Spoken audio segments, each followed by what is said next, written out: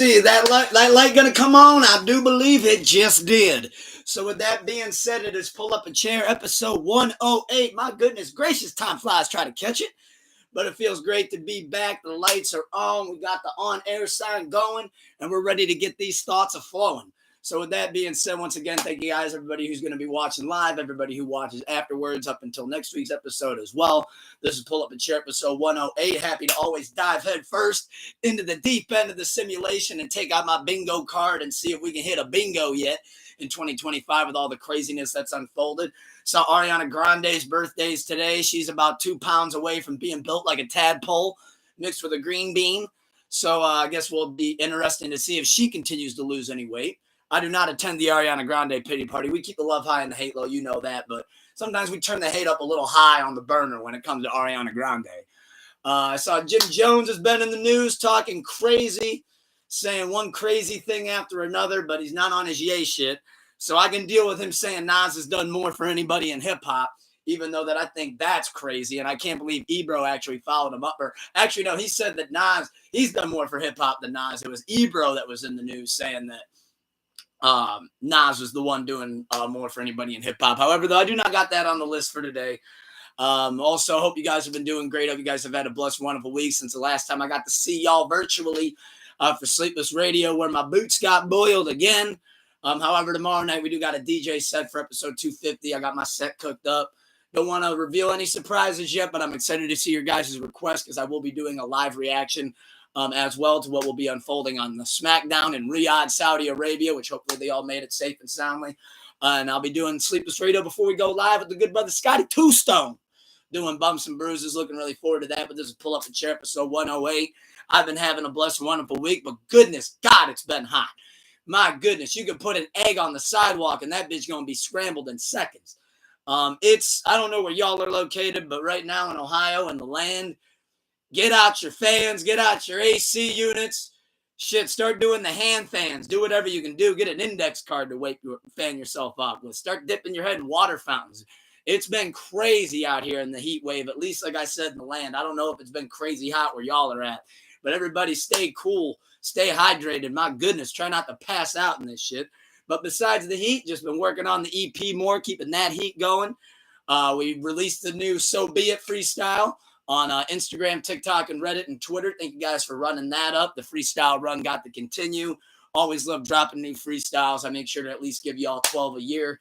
I think we're on number 6 or 7 by now. I don't know. I got to go look back.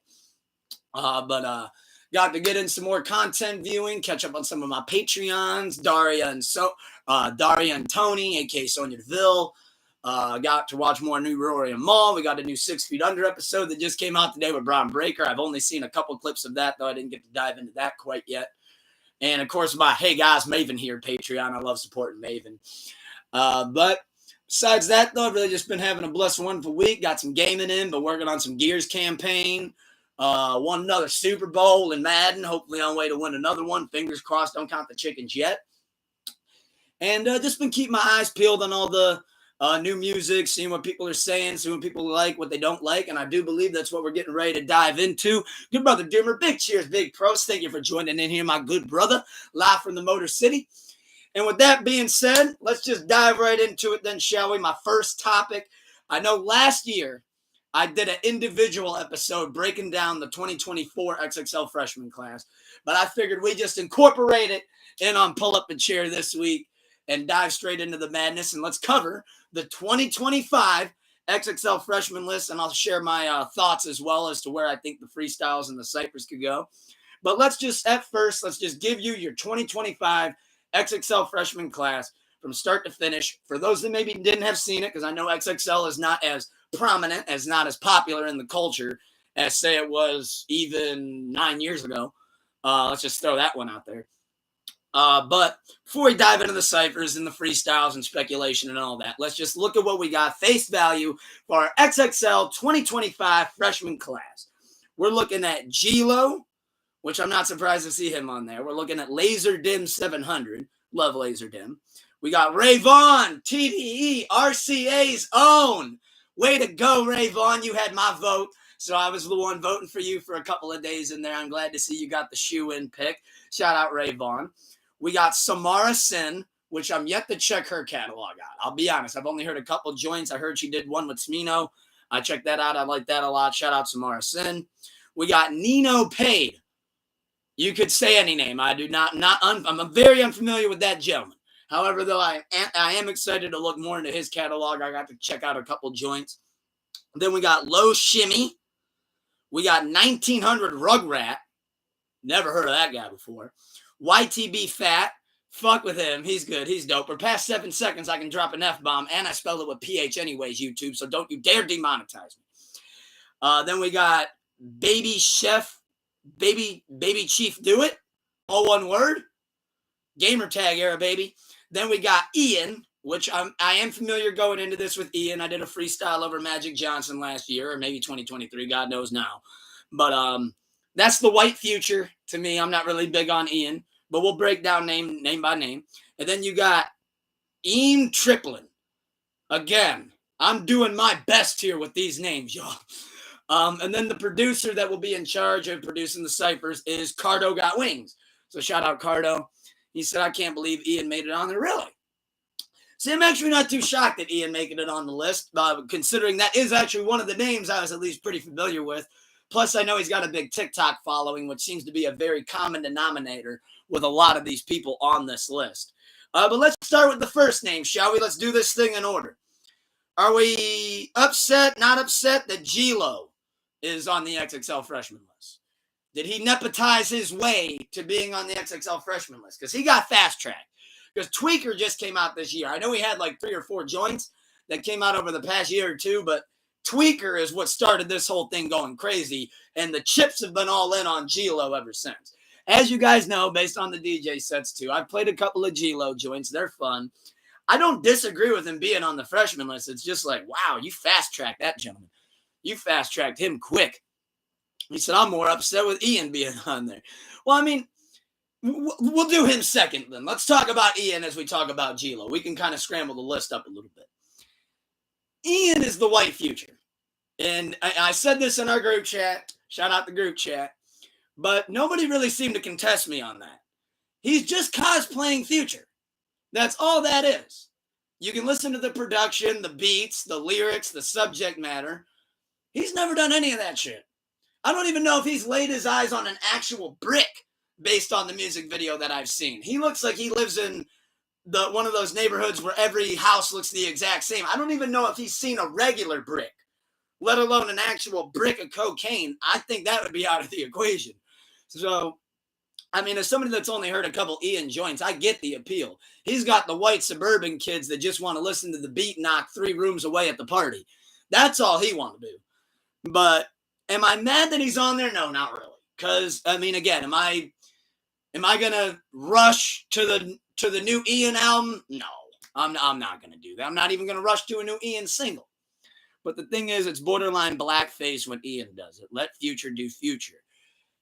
Now, that's a fun argument. That is a fun debate. Hard for me to participate in said debate, but I will, from the outside looking in, tell you that I could see why a lot of people would see that it looks like he's borderline doing an audible blackface. Yeah, I could see that 100%. I've said that since day one with the guy. Since day one with the guy. Even Tyler, the Creator, if I'm not mistaken, he even said some words about him. Like, nah, man, I can't support that shit because that's essentially what he's doing. He's just doing it in a way where he doesn't have to paint his face. He's just doing it in every other way possible. So, yeah, I mean, Ian, mad that he's on there. I wouldn't put him on there, but I get why he's on there, and I get why people are outraged as well that he would be on there. Because I can see why people are looking at that and going, yo, that's offensive as hell. Like, he's pretty much doing what Slim Jesus did. I don't know if anybody remembers that Ohioan from yesteryear. Turn your calendar back. But Slim Jesus did the same thing that Ian did. He just didn't do it consistently as much as... He didn't lean into it like Ian did. He tried to separate himself from it, where Ian said, oh, y'all think I'm that and y'all fuck with it? Oh, cool. I'll lean into it. Get out the paintbrush. Turn the beat up. You know, does that sound like Southside did it? Cool, let's run it. Let's spin it. I'm going to talk about a whole bunch of shit that I ain't never done or even seen in my life. But that seems to be where I can see why people would be outraged, though, that Ian's on there. Gilo, I think everybody at this point's had to swerve, bend that corner, and give a whoa, whoa. So I don't think anybody's too outrageous that he's on there. Plus, we'll get to it, but I actually think somehow, some way, he might get one of the best Cypher verses coming out of this. But we'll dive down that lane here soon. Next one up, though, my favorite to see on the list. He had my vote. So glad to see him get it. TDE's own Ray Vaughn, with one of the most under-the-radar best albums to come out this year, with The Good, The Bad, The Dollar Menu, Drinking Game. Take a drink every time you hear me big up that album, because I've been rocking with it even more and more so since it came out. I've been loving seeing how he capitalized on every hot moment that he's got this year and just keeps elevating his career. I love seeing Ray Vaughn on the XXL freshman list right there. He's my favorite of the whole crop. He's my favorite of the whole class. I think he's going to have the best freestyle. I think he's going to have the best cypher verse. And I think hands down, just looking at all these guys, he's going to have the most, he's going to have the best career with longevity. As far as his career trajectory and where he's on as of now and what he's on pace to already do, I think the sky is the limit for Ray Vaughn. And I'm really excited to follow his career and see where we go, because I do firmly believe it is only up from here when it comes to Ray Vaughn. So I'm very excited to see him get that spot. Very deserved, very earned. And then that leads us to a woman that I'm not too familiar with, but so far from what I know, she's dope. Samara Sin, like I said, I saw she dropped that EP, I want to say a week or two ago. Had a feature with Smino on it. I ran straight to that. And from what I've heard, she can really rap. I think she might have a great freestyle. I think she could have a great cypher verse. Nino Paid, I'll just come out and say it. I have no idea. A word, a bar, a song, no idea. I couldn't even pick him out of this lineup that I'm looking at, to be honest. So, Nino Paid, we got to revisit you a little bit down the line for me to truly put respect on your name. So I'm not mad that he's there. Obviously, though, I can't really support that he's there because, again, I don't know the gentleman from the hole in the wall, from the guy who raps outside of the Rocket Mortgage hoping I give him $1. You know, I don't know anything about Nino Paid, but it's all love to Nino Paid, no hate. Then you got Low Shimmy. Again, couldn't pick him out of a lineup out of these people. However, though, when it comes to Low Shimmy, again, that's another one. I'm going to revisit the catalog at least a little bit so I can at least get a sense for what to expect come cypher and freestyle time. Then we got 1900 Rugrat. Again, no idea, but I'm excited to dive into the catalog and see what we got there. Then you got YTB Fat. I like YTB Fat. There's a couple of joints I like by his a lot. The only reason why I'm a little surprised to see him get on the list now is because I've heard of YTB Fat for going on probably 3-4 years now. And he's been putting out, I would say, consistently. I mean, I don't know his catalog all like that, but there's definitely a song here or there that comes out. I'm like, oh, new YTB. Oh, that's pretty dope. That's a banger. That's a bop. So he's been definitely on the scene for a little while, but I think maybe he's just starting to finally get that like close to mainstream buzz. So maybe that's why they kind of threw him on the list, but not mad at it at all. I just think it's should have happened maybe a year or two ago. Maybe not necessarily happened in 2025, but we've known XXL to do that in the past. So I'm pretty sure Wiz got on the XXL cover 5 years after Taylor Gang and Roll Up came out. So again, and Black and Yellow. So I'm not quite sure what to do with that. But no, shout out YTB Fat. Baby Chief Do It. Again, no idea. No shade, though. No hate. Of course, why would I hate on somebody I have no idea who they are? So do they deserve to be there? That is a question not to ask myself, but to ask somebody who's maybe more equipped with that gentleman. Again, though, I'm going to sound like a broken record. I'm excited to dive back into the catalog, though, and at least check out a handful of joints so I can get a little bit of a flavor. Then you got Ian, which we mentioned him, and then you got Eam Triplin. I'm a little familiar with Eam, only a couple records, not too hip though and familiar. No hate, no shade. I just feel like there's a couple other people that definitely could have got this spot. Ransom comes to my mind. Ransom is for some reason the first name that comes to my mind that when I look at this list and go in 2025, who would I put on it? Who would I take off?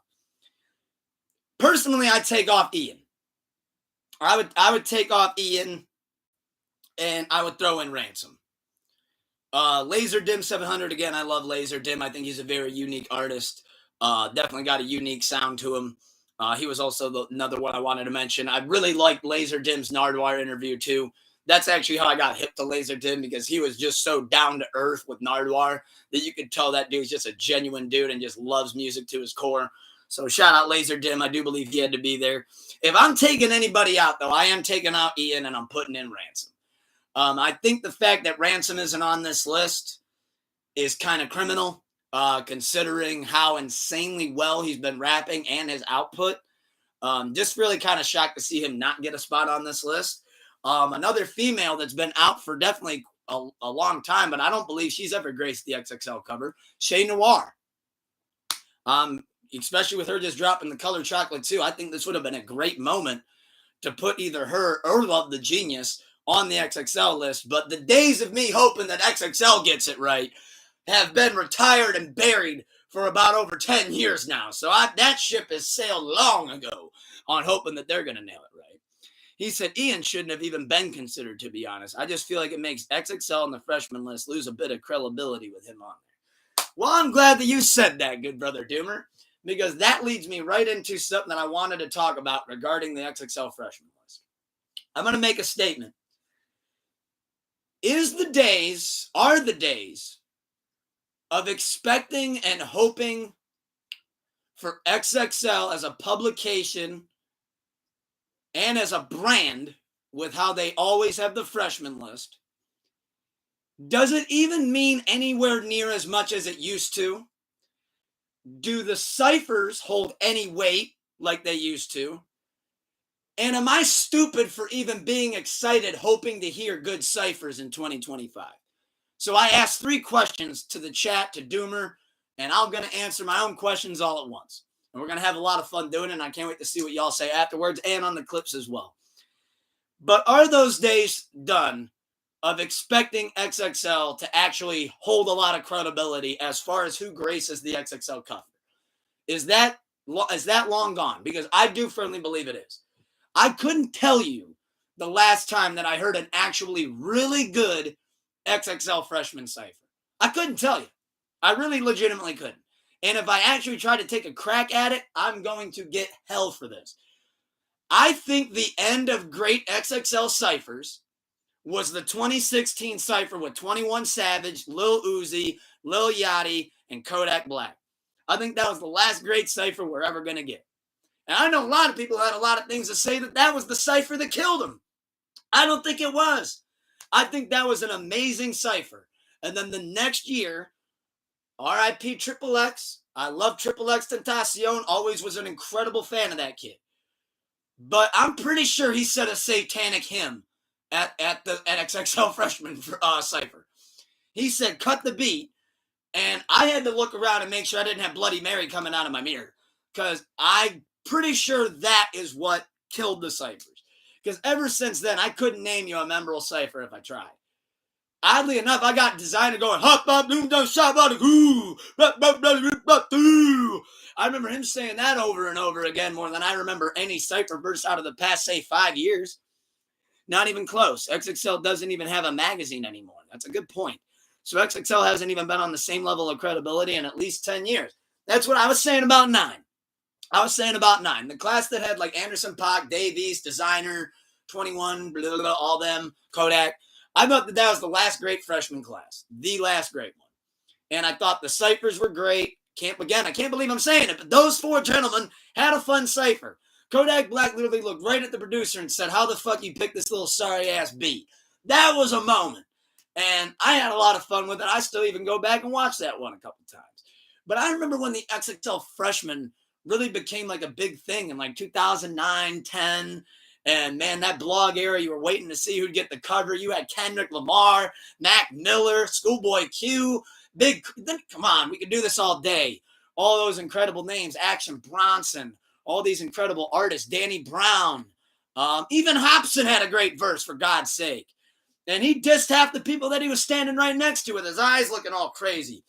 But I really firmly believe that, do I still get excited about the XXL freshman list? Yes, but in a whole different way now. Like now, my excitement for the XXL freshman list is how many of these artists will I not have any idea who they are, so that I can dive in and actually tap in and act like a youngin' all over again and be hip. But I'm really just at the point with it where it's like, let me see who can really rap. Let me see who's not even going to try. Because I'm pretty sure they had somebody last year come Cypher time dip out the back door. Because he realized I'm not going to be able to do this. This is just going to make me look stupid. Which that goes to another point I wanted to make. Should we even do the ciphers anymore? How many of these people can cipher? Off the top of my head, Ray Vaughn's going to steal the show. So if I'm trying to put these people, especially with not knowing their catalogs, if I'm trying to be XXL here and try to get 3 ciphers going, I'd say you put Ray Vaughn with Gilo, Samara, and Laserdim. So give me Laserdim, Gilo, Ray Vaughn, Samara, 1 cipher. I think that could be really good from what I know. I just hope Gilo doesn't go the designer route and just repeat a hook for 2.5 minutes to the point where Lil Dicky and Anderson .Paak are on the outside of the cipher like, man, we need to find out where to jump in here and save this thing. But Doomer's saying no ciphers. They should just publish a list of recommended songs and albums for each artist and call it a day, like their personal taste or something, or what their catalog would be. I wouldn't be upset with that being a feature as well. If they were to do the ciphers, though, I'd say give me those 4. And then put Nino at low, 1900 and YTB. And then do Ian, Baby Chief Foot, and Ian Triplin. But again, I don't know what Ian's ciphering is going to sound like. Because he can't do the auto-tune. He can't do his ad-libs. So can he really rap? I mean, of course not. I mean, I would be willing to bet all the money that I have that dude isn't going to be able to rap a cipher. He's going to probably run out the bag. So I'm going to actually have to agree with Doomer on this one. I think it might be, unfortunately, officially time where you get the rappers that can rap and you let them do a cipher. But then you let the ones that just don't want any part of that to go do something else. Maybe do what Doomer recommended where they publish a list of their recommended songs and albums, and maybe even show off their own music taste to try to get them a little bit more equipped or get a little bit more familiar with the artist as a person. And I think we got to dead the freestyles, the acapellas. Because if these people can't cipher on a beat, the last thing I want to hear them try to do is come up with a rhyme scheme acapella. Because half the time anymore, it's not even a rhyme scheme. They're just kind of just doing slam poetry. I really don't even know how to describe what I've heard a couple different times. What Triple X did at the XXL Freshman, that was slam poetry. He was not rapping. I don't care what anybody says. RIPX. That was not a rap. That was something entirely else, but that was not a rap. I'll tell you that. But yeah, no, as far as the XXL Freshman list goes, again, I think Ian could have been left off. I don't really have respect for him as an artist all like that. But I love seeing Ray Vaughn get his moment. And I'm excited to see who can really rap, who's going to hit the back door. And who knows? Maybe who out of these artists will end up having a really lengthy career. Maybe some of them won't even see the end of the year. But I'm telling you right now, Ray Vaughn's going to have the lengthiest career and most successful career out of that entire 2025 XXL freshman class. And now, as we're talking about music, as we like to start every episode talking about music, now we get to dive into what is coming out tonight. Since we did, I will I will quickly graze over. I did end up listening to the I Took It Personal Nick Grant album. He was rapping like the rent was due in 2022, and they put his shit out on the street because he was rapping at an incredible level on that I Took It Personal album. So I do recommend go checking that out. I've been a big fan of Nick Grant for a while, and once I heard that Maul was managing him, I got to be all in on supporting the great Nick Grant. But no, Nick Grant's an incredible artist, incredible rapper. Got incredible wordplay as well. Shout out Nick Grant. But I did end up going back and getting to listen to that. And I did get to go back and listen to the 2 new Rhapsody and Madlib joints, Raplib. Those joints are incredible. I hope they actually release them to the public on DSPs, considering right now I believe it's only accessible on our website. But now let's dive into what is coming out tonight. What are we looking forward to? What are we going to close our ears to? We're just going to run right down the line. My source is Daily Rap Facts, by the way. Yeah, Rhapsody and Madlib put out a 2-track EP, but it's exclusive on, I believe, Rhapsody and Madlib's website. But I do believe they do plan, once the project's in full, to release that to the digital streaming platforms. But tonight, kicking us off, I saw a snippet of this earlier this week, actually. I'm pretty excited. We got Rick Ross and Pharrell Williams for the money. So I'm excited to hear that. That beat was sounding incredible. Rick Ross back with Pharrell. We got Young Nudie coming out with BTA. We got a Pierre Bourne Made in Paris album. We got a Russ album, Wild. We got a Tech 9, it looks like a single called 5816 Forest. We got new French Montana, Lil Durk, Big Bag. We got Sosa Camo, No Service album. We got Lucille Scarlet album. We got Step with 357, Bottles and Bitches. We got Lil Rye, Wait. We got Milksy, which is Cons of Being the Narrator. We got Lil Six, FTOs, G40, Blood Money. Lil Skies, The Evolution of the Rose album. We got G-Lo, League of My Own album. We got a new Ian single, Shut It Down. Shut it down. Shut that shit down. Pull the cord on it. We got 21 Lil Harold, 21 Savage, and Sexy Red with a record called Nikki Pussy. And apparently that one's out right now as well. So I guess I got to go check that out. And it looks like we got a new G-Lo album coming tonight. Man, I told you that label was all in on him. Shit. They didn't waste not 1 minute. Said he's hitting the XXL freshman list. Album comes out tomorrow, which I ain't mad at it. But based on everything coming out tonight, though, I am excited to check out the Russ album. I just saw his On the Radar freestyle. That was dope. I'm excited for the new G-Lo album. Call me crazy. But I am excited for the new G-Lo album. And I'm excited for that new Rick Ross joint and the new French Montana Lil Durk joint as well. But I'm excited to see what you guys are looking forward to. I'm excited to see how these records pan out. However, when we're talking about new music, I know you called back to last week's episode. I said that Outside by Cardi B, I do believe, has all the right in the world to be a contender for Song of the Summer, to go head-to-head against up against Nokia. However, though, earlier this week, Cardi B followed up that single and announced the finally long-awaited, after 7 years? 6? Something like that. After 7 years, that she's finally dropping a new album coming September 19th titled Am I the Drama, with Outside being one of the lead singles for the project, and something that seems to be coming with a little bit of outrage from a lot of supporters, even Barty Gang members themselves. Not me, though. However, she decided to add 2 additional singles to go along with the album that have been out for, I guess you could say, quite some time. She decided to put Up and WAP, as exclusive singles on her up-and-coming new album. So we got WAP, and we got Up, and we got Outside as the 3 singles as of now for Am I the Drama. I can completely see her dropping one more. However, I'm not upset. Unlike it seems like everybody else is, that Up and WAP are on the album. People go, oh my God, but those songs are so old, blah, blah, blah. And guess what? They still stream extremely well. So if you're the label, yes, those are probably the 2 that you want to put on the album that have been rolled out over the years as singles. You definitely want to pick WAP and Up over Bongos, because Bongos didn't really do what they thought it would at all. You had Enough, which I actually wouldn't have minded if Enough was on the album. If they even added that as the 3rd to go with Outside, WAP, and Up, I would have been down for it. I really like Enough. I still listen to Enough. The freestyle that came out with it, I think that definitely could have stayed off. But as far as WAP and Up and Enough, though, I wouldn't have been mad to see all 3 of those on the album. Definitely not upset and definitely not confused that WAP and Up are on there. Good brother Doomer Chat said Up should definitely be on there, but get WAP the hell out of here, fam. It had a moment, but that moment is way past its expiration date. Is it, though? Because I feel like there's still women shaking ass to that at any given club you could go downtown tonight and see. I feel like that'll still come on, and you're still going to see every hoe in the house get ready to start shaking and twerking. Do I still go back and listen to WAP? No, that's not heavy in my rotation. But Up and Enough, though, I think are definitely both bops. Up did come out about 2 years after, I want to say, WAP did, or at least 1 year.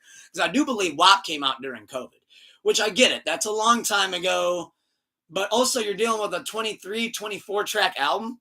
Off the top of my head is what they advertise. So I think letting a couple slots go, especially considering how much it's going to boost the sales for the album, because they can't risk this being a flop. I agree with enough being better than WAP as well, but WAP streamed way better than enough. WAP took off. I don't even think enough got a video. But I think, I mean, I know you want to make sure, you're boosting sales, you're boosting traction. And I think at the end of the day, Atlantic picked those two to put on there because the last thing that you can have is a Cardi B flop, especially after all this time and all the speculation and just everything surrounding Cardi B. This needs to, I mean, it's not obviously going to do what Invasion of Privacy did, but it needs to at least do half. If I'm Atlantic, I believe that's where she's still at. I'm sorry if I'm wrong there, but I believe she'd at least would still have to do half. I mean, at least would still have to do half. I mean, that is where I believe the expectations would be. Because I get it, it's not going to sell what it did then. I don't think anything really sells what it did then. But having those two singles on the album, no, I get it. I mean, I'd prefer Enough and Up over WAP, but I totally, like I said, I totally get why WAP's on there. Do I think that Cardi might be getting a little bit too much hate right now? I think that could also be the case. I mean, she's in the news every other 5 seconds. She just had a castle bought for her in Paris by Stefan Diggs. Obviously, the back and forth, Offset just came out and said he's got a crush on Sabrina Carpenter. So, Cardi's just in the news every other second. Unfortunately, I think it's one of those cases where she just can't catch a break. Agreed. I get the reason for putting WAP on there to boost the sales, but I never need to hear WAP ever again. Oh, I'm skipping over it. Don't get me wrong. When Am I the Drama comes out, I'm going to skip right over it. But again, coming from a label's perspective, makes total sense why they would do that. And I know that women still love the hell out of that record as well. However, with the new Cardi album, and like I said, Stefan Diggs just bought her that castle in Paris while they're over there. Well, you can't talk about Paris if you're not going to talk about who popped up at Beyonce's show to stir up the timelines and get some rumors going. But my goat, one of my goats, Jay-Z, Mr. Hove, is outside at Paris performing a record that I cannot say the title of, but it made the entire crowd go crazy. He had the crowd going nuts. Jay-Z proved to me once again that the internet is not a real place. You go on there all the time, Jay-Z's this, Jay-Z's that, he's a bust, he's a bum. Well, guess what? He had everybody in Paris shaking that ground like an earthquake was coming through. Yes, Black Gentleman in Paris is the record that I'm referring to. And he had the entire place going crazy. Love seeing him get to be up there with Beyonce. Love seeing Jay-Z in the news. There's a rumor if he's going to be on the new Clips album or not. Let God sort him out. I don't know if he will be or not. I personally don't think so. I also don't think that, I love how Jay-Z hits the stage and immediately it's, we're getting a new album. He's cool with Kanye again. Him and Beyonce are going on tour. Him and Nas got a collab album coming out. You got all that from him performing 3 songs on stage. You got all that from him performing 3 hits on stage and sitting next side Beyonce at a fashion show. You got all that? Okay, but I do think there is one rumor, though, that has came out about Jay-Z over the past 5 days that I actually do think will come true. I think Jay-Z, capital H-O-V, will be the 2026 NFL Super Bowl halftime show.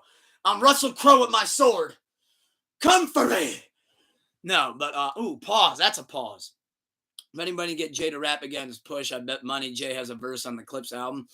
See, I would love to hear him on the album. I just don't know if he'll be on it or not. But I do think that Jay-Z will be the 2026 NFL halftime Super Bowl show. I really firmly do. I can almost picture it now. He's going to bring up, this is where it gets a little crazy, though, because I'm going to dive in with your rumors here, guys. I do believe he would bring out Beyonce. I think that's clear as day. I think he would easily bring out Alicia Keys for Empire State of Mind. I think he would bring out Justin Timberlake for Holy Grail. But now here's where we're going to get crazy. Bear with me. I think Jay-Z would bring out Nas to the Super Bowl halftime show. I think it would be a big moment for those that have been big fans of Jay and getting Nas up on that stage as well. And I think it would be cool to finally see them create that world peace moment that the beef is 1,010% dead and that they embrace and unify up there on the Super Bowl stage. So I'm calling it now. You probably will legitimately have only heard it here first. I think Jay-Z will be the 2026 NFL halftime Super Bowl show, and he's going to bring out Alicia Keys, Beyonce, Justin Timberlake, and Mr. Nasty Nasir Jones himself. Call me crazy, but at least you'll still be calling. But I really am looking forward to that. I hope that the rumor is true that Jay-Z ends up being the Super Bowl halftime show. That's like a dream halftime show for me. And if he does end up being booked as the official halftime show, I cannot wait to that episode of Pull Up a Chair where I get to break down what I firmly believe his set list would be, because I could almost damn near do it off the top of my head in my head right now. But I'm excited to see what you guys think of that. However, somebody that's not excited about anything right now. In fact, he's really not excited to go on any sort of a press junket or do any interview after what happened to him 2 days ago. For those that may not have seen the clip, another rapper that I like a lot, also from New York, French Montana, he got to find himself on the timelines, shaking it up, because he was doing an interview with some woman. I'm not quite sure, so I don't want to say the wrong source. But very, very early on in the interview, French Montana was asked on what his current relationship is and what the current situation is regarding him, Drake, and Rick Ross. Into which French Montana decided to put himself in the Hall of Fame of walking out of interviews, because he put himself right up there with Birdman with the y'all finished or y'all done. And I ain't talking about that shit no more. I'm going to be honest. I think he actually maybe did it better. It just didn't go as viral. For those that didn't see the clip, French Montana was asked that. And to which French Montana did exactly what I'm about to do. Impression time, shall we? Yeah, so, with everything that just went on last year, between Kendrick Lamar and Drake, and we know your good friend Rick Ross got involved. Is there anything you'd like to say on maybe, what the current situation, current relationship is with, Drake and Rick Ross given that fallout? No, I'm French. Yeah, hold on. I actually gotta go. I got something I gotta take care of. Hold on, I messed something up. Oh, what's going on? You gotta leave? Yeah, I double parked. What? Yeah, I double parked the whip outside. I gotta go move it. Hold on, I'll be back. And then literally as he gets to the door, she's like, wait, is he coming back?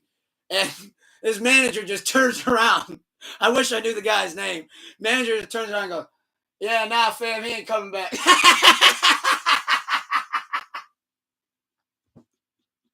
This dude is surrounded by his whole team. And when he's asked that question, he goes, hold on. Blank phone, mind you. Not a notification on the bitch. Oh, shit, I double parked the whip. My bad. I got to go change that. This dude's got literally 6 people around, probably didn't even drive there, doesn't even have his car keys, and said that the reason he has to go walk out mid-interview is because he double parked the whip. Way to put yourselves in the walk out of interviews Hall of Fame, man. And then it's that last little tidbit, too, where right as French clears the door, his manager, she goes, is he coming back? Yeah, nah, fam, he ain't coming back. Like, the dude didn't even fully turn it around. He threw that bitch over his shoulder. He went, nah, he ain't coming back, fam. Like, I had never seen, if Kurt Angle tried to do that, he'd break his neck for the 12th time. But French Montana, way to walk out of an interview. And I also wanted to say this. To that interviewer, what did you expect at asking him that question? I would love to ask her that. My turn to interview her. Asking him that question with everything that's been going on and unfolding with his career over the past 2 years, you land on that to try to set the mood right and set the vibe right for the interview? You land on messy shit? And I'm going to follow it up with another thing. At what point, and this is coming from me, by the way, at what point do we let some of that shit go? I get it. If we're talking to Kendrick Lamar in an interview, there's shit you have to ask him. I get that. If Drake sits down and does an interview, you have to ask him that. I get it. Even Rick Ross, if he sits down and you ask him, hey, your current relationship with Drake, that's a valid question. bringing up messy shit 5 minutes into the interview, knowing damn well he don't want to talk about it. He pulled up there knowing he didn't want to talk about it. And he was just hoping for just an interview to ask me about me. Ask me about my shit. Don't ask me about the beef over a year ago that I was only this much involved in. Like, come on, fam. Like, she knew what she was doing. And that's why I actually agree with French. Have a funny moment. Oh, you want to go viral? Cool. We'll go viral. I'll say I double parked the whip and I got to leave this bitch mid-interview because you're asking me stupid question. What 6ix9ine say? Stupid. Can't believe you think you get the chance. That's what French Montana should have said. You think I'm going to answer that question? Stupid. Can't believe you think you get the chance. But no, French Montana, salute to you for walking out the interview. My thing is, at what point are we going to milk the beef for all that it's worth? I mean, good God. What are we going to do? We're going to go get Quentin Miller's reaction to the beef? Hey, Quentin, what do you think of the beef? Like, come on. At what point do we just let the shit go? Ask French about his album. Ask him about his tour. Ask him about upcoming music. Don't ask him about, hey, remember when Rick Ross mentioned you for one bar? Like, come on. I personally thought that was crazy. And I'm a big French guy too. Just big him up, man. We don't got to be talking about Drake and Rick Ross every time we have French Montana in a room for an interview. Just crazy to me. However, though, I do believe that leads us to, how about we talk about some new movie trailers and some new movie reviews? Because like I said, I've been way more tapped in with new movies and new TV than I have been in, my goodness, been quite some time now. I saw the Fantastic Four. New trailer came out. It's clobbering time. I actually really like the reboot with Miles Teller. I also really like the originals with Chris Evans and Jessica Alba and Michael Chiklis. And, oh, come on. I forgot everybody. I got everybody's name, but Reed Richards, really? Oh, come on. I can't forget that guy's name, but if somebody said it, I would know it. But really like the original Fantastic Four cast. Forecast. I really liked the Miles Teller reboot, too. I thought that was a serviceable movie. However, I will say that this reboot looks like it's going to be some good gas, and it leads right into Avengers Doomsday. So I'm excited to see what that timeline and that storyline is going to be. Really excited for the new Fantastic Four movie. I've always been a big fan of the Fantastic Four as well. They're actually pretty high up on my Marvel superhero list. So shout out to Fantastic Four. I'm excited to get back in the movie theater seat for that. We got the new Superman movie coming out. I'm looking really forward to seeing that. Strangers, Chapter 2 for my horror movie geeks. They released a new trailer, and it comes out, I believe, in September. I know originally they wanted to do all 3 chapters in 1 year. I knew that wasn't going to happen. But Chapter 1 was great. Saw it with the good brother Mango, and me and him are already in talks to go see the second one. So I'm excited to see Chapter 2. Again, I'm a big fan of the Strangers. Good brother Doomer said they've never gotten Fantastic Four right. Hopefully this new one is good, but I'm not keeping my hopes high. See, that's the thing, is like, I've always thought that they've done them good, but I know I'm in the minority on that one. Like, I seem to be the guy on the hill holding my sword high, hoping to withstand the fight. I mean, I think the new cast, obviously, I think that looks really good. I just think that for whatever reason, the Fantastic Four, it always seems to come across like a knockoff X-Men. But I actually like the Fantastic Four just as much, if not more, than the X-Men. But I'm excited to see, though, where this new Fantastic Four is going to lead. I'm excited to see where that new Superman's going to go. I'm excited to see where the new Strangers movie is going to go. Excuse me. I'm excited to see where the new Strangers movie is going to go. Also, for new movie reviews, I got a new movie review and a new documentary review. I don't know if you, those of you on Netflix that have saw that Tom Hardy and Timothy Olyphant have a new movie out. I actually just watched it last night, called Havoc. If you guys like intense, gory, fast-paced action thriller movies, I would highly recommend go checking out Havoc. I thought the action and the violence was incredible. Been a while since I saw a really gory action movie like that. I'm a huge fan of Timothy Olyphant. He plays Raylan Gibbons in Justified. I've always been a big Tim fan. He plays a great villain in this. Tom Hardy plays a great cop. Really got nothing but great things to say about the movie. Nice little fun, about hour and 45-minute movie to go check out if you guys like action movies. Do recommend checking it out. But to continue with Trainwreck, I know we covered the Astro World Fest, and then they came out with their second episode, which was about the mayor in Canada, who in 2013 was, I believe, arrested for smoking crack on camera, not once but twice. Imagine that. But that episode is pretty good. However, the new episode of Trainwreck that just came out on Netflix on Tuesday, because that's when all the new episodes come out, was the Trainwreck called The Poop Cruise. I can't stop saying it. It's just really funny if you think about it. But for those of you that don't remember the Poop Cruise was back in 2013 when people went on a cruise ship that was supposed to last about 4 or 5 days. Some people were celebrating their bachelorette parties. Some people were just celebrating father-daughter time. Some people were just getting over a breakup and just wanted to go catch a vibe on a cruise, go to Mexico, get some drinks, have some fun, bring the cruise back, and just have a nice little 4 or 5 day expedition.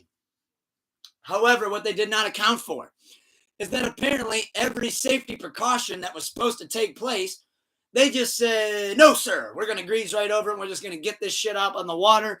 Even though we've had hella issues before in the past, what could go wrong? What's a little minor hiccup or two? We're all good. Who needs to worry, right? Well, just as about they make it halfway out into the water in between land and their destination, they had a malfunction happen into which they burned through the entire cable lines that are involved to the power, the fuel, absolutely everything that fuels and has this ship lit up. All power to the ship was completely killed within the matter of about 5 seconds, 5 segunda. But you had this one woman that was coming over the thing that was normally the life of the party on the cruise ship, trying to facilitate everything. They had her in shambles when she's literally trying to tell people over here any sliver of good news that they can, into which she finally goes, that's all right, guys. Everything should be okay. Lights coming back on in 5 minutes. Lights and air comes back on in 5 minutes. When 5 minutes later, what ended up happening is the complete cruise ship came to a complete halt and then ended up being pretty much free floating through the water. Not free falling, free floating through the water, brother. That's a whole different thing, dude. But they were not happy, though, with what was going on the cruise because people said, well, there's no power, okay? There's no air. We'll hit the top of the deck. There's an answer for everything. We have an answer for everything. People are like, well, if we need to piss, we can just piss right off the dock. What are women going to do? Well, it's uncomfortable and it's unfortunate, but we can have women piss in the shower. Until finally somebody had the golden thought that I would have had. I would have said, so wait a minute. We lost all plumbing too. Where's all 3,000 of these guests going to take a shit? Yeah, that's why it's called the Poop Cruise. So I hope that you guys go check it out. I looked at it as a comedy. Even some of the people, like, they had the bachelorette party group talking about, like, literally, how could you have a bachelorette party go worse than for this to be happening? Absolutely crazy. They were handing people red bags to take a shit in. And then here's the crazier part. When the morale was extremely down on the ship, toilets have been backed up for days. People are constipated. People are pissed off. What was the grand idea that everybody had? I know what'll solve this. We're going to open up the bar, all drinks free, on the house. What could go wrong? Well, let's see. Bunch of fights broke out. Bunch of people pissing and shitting all over the place. Now they got to puke. Imagine that. Where are you going to do that at? On the floor, next to the shit. Somebody actually said at one point there was a spot on the ship that there was so much toilet paper of shit stacked up that he said it literally looked like lasagna shit. It looked like lasagna in shit form stacked up in the corner of the room. I wish that didn't sound as nasty as it does, but that is simply the fact and the truth of the matter.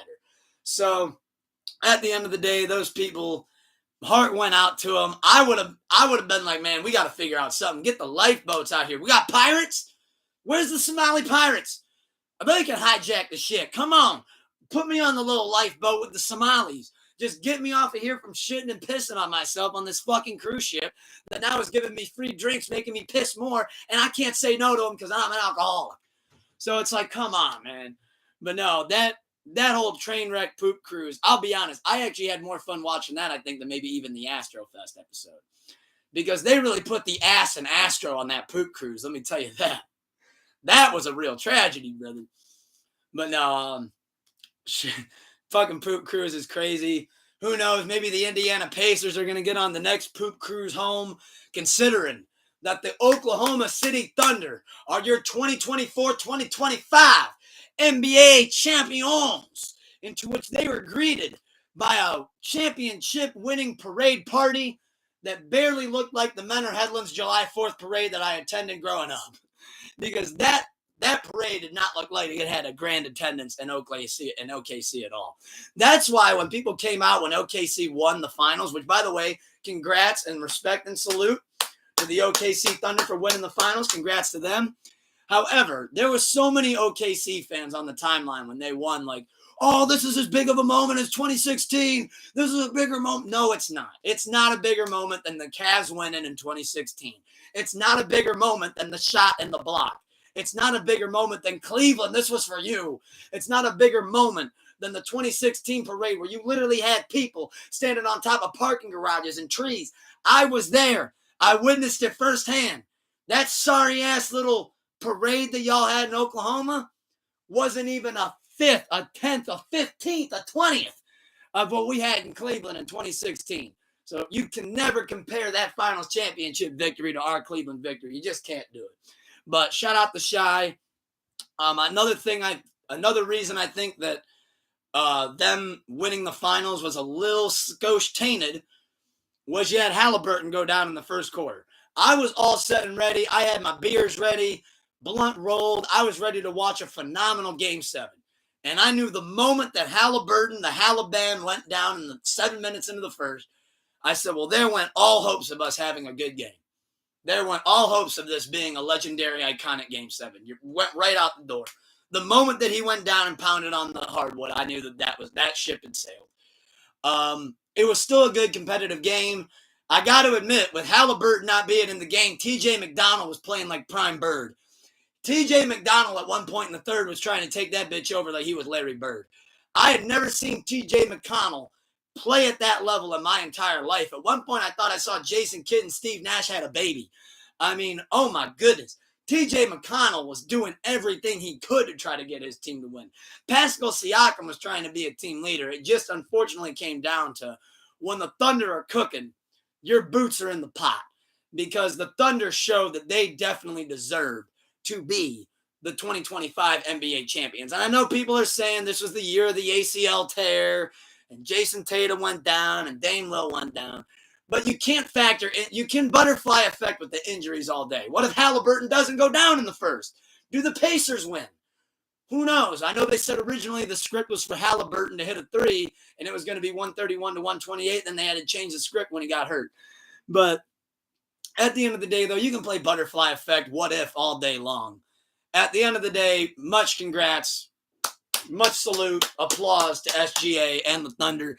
SGA, thank you for making me look great all year. When I drafted him in the first round, when I did, people said, I don't know if he's going to do what he did the previous year again, and he showed out and did better. MVP, NBA Finals MVP, All-NBA First Team, NBA scoring title. Shout out to SGA. That kid's in line for an absolutely incredible career.